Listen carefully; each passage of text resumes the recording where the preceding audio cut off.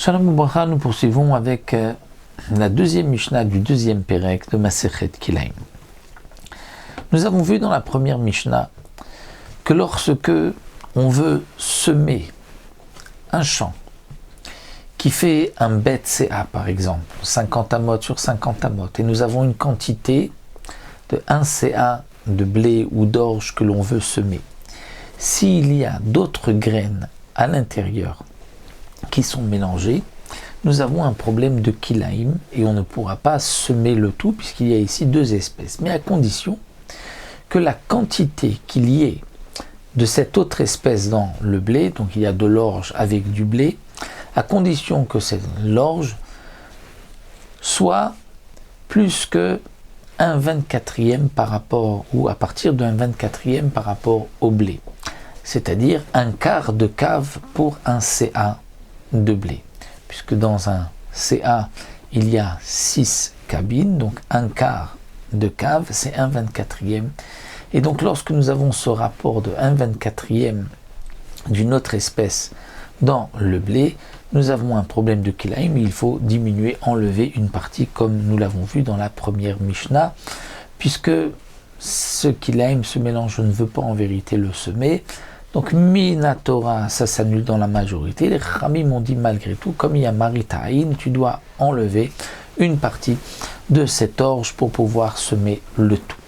Et là dans la deuxième Mishnah, le Tana vient nous dire tout ce que nous avons dit, ce rapport donc de 1/24e qui correspond à un quart de cave, ça c'est lorsque nous avons tevoa, betvoa, vikitnit, bekitnit, c'est-à-dire de la récolte avec de la récolte. La récolte c'est les céréales, le blé, l'orge, l'avoine, les potes, le seigle, avec donc une espèce avec une autre, ou kitnit, bekitnit, ou avec des kitnit. Kitnit, ce sont comme les kitnit, ce sont comme les graines qui, elles aussi, les kitniotes sont comme les pois, les fèves, les haricots.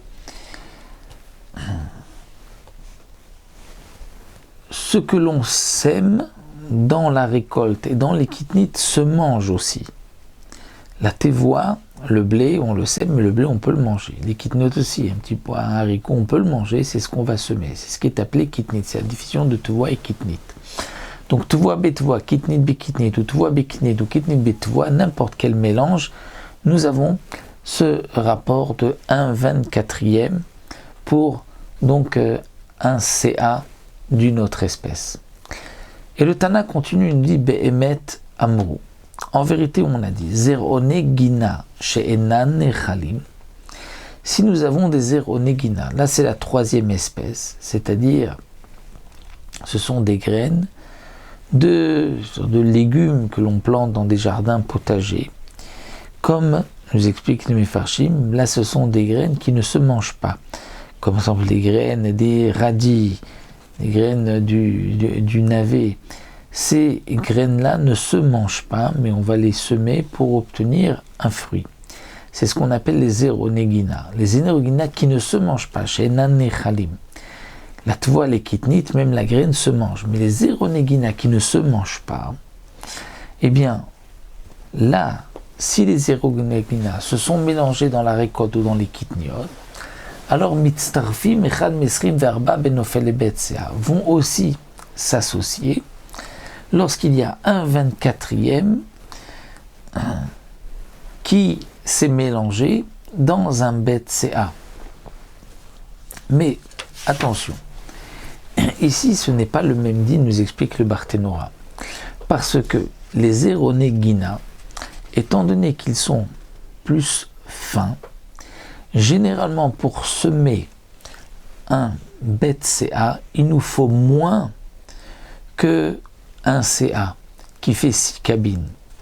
Il est suffisant d'un cave et demi de Zeronegina de ces graines-là pour semer un champ de bet CA de 25 amot sur 25 amot.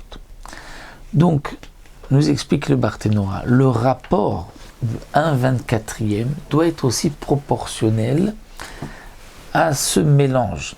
C'est pas seulement 1/24 par rapport au blé. Nous avons des graines, on va dire, de radis qui se sont mélangées avec du blé.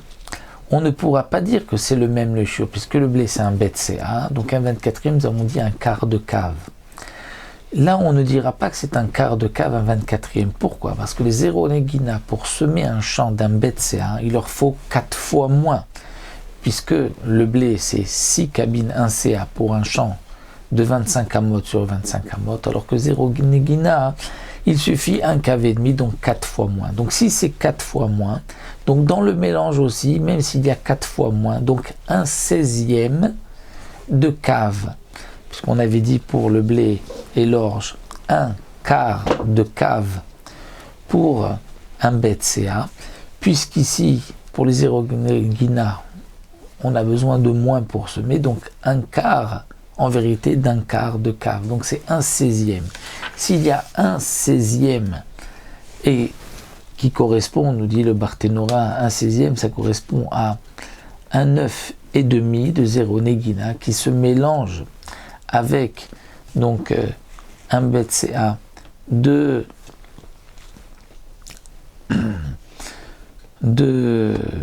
blé, étant donné que cet œuf Betsa Vachetzi est en vérité le rapport de 1/24 de 0 negina si on avait dû semer des negina qui font donc un cave et demi. Donc on garde cette même mesure et donc on l'appliquera là.